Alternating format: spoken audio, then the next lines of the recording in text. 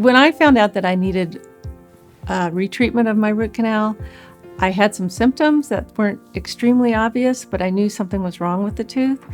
Julie is a hygienist. She had had a root canal done by another endodontist in town, and that endodontist had drilled a hole in the tooth in the wrong area and also filled that. And she had a tooth that was very uncomfortable. It was sore to chew on, and she couldn't get her crown finished until the tooth became comfortable. So because the tooth was in a temporary crown, we decided that what we would do is go ahead and take the cone beam on me.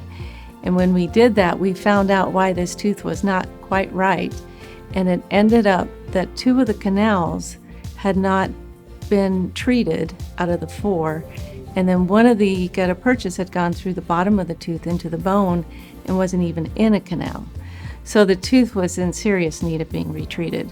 She came by, we took a 3-dimensional scan, found out what the problem was, showed her what the problem was on the scan. She understood what the problem was. And then we were able to correct the whole problem and repair the damage to the tooth.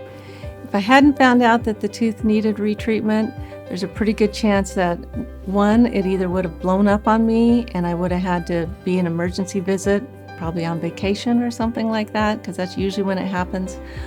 Or I could have even lost the tooth because it could have got so badly infected that it wouldn't have been able to be saved. So I was very, very glad that we found out what was wrong with it. Everything worked out fine, and she was able to have her crown cemented. That was done 8 years ago, and we just checked the tooth, and with a new scan, and all of the bone is still there 8 years later. It's been a wonderful thing. She's also been very appreciative that we were able to help her. That dental hygienists really appreciate their teeth, as you know. Dr. Hedrick kept me involved in what the treatment was doing and how it was going and what he was doing in the next step. And I felt very comfortable with that. And just listening to him, I already knew that he was an excellent endodontist, but he just portrayed that more to me as he worked on me.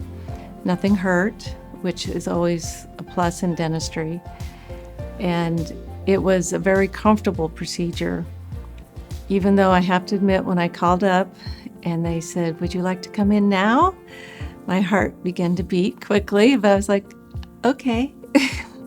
But I was really glad that I did, and I've felt comfort from start to finish. He's an excellent endodontist.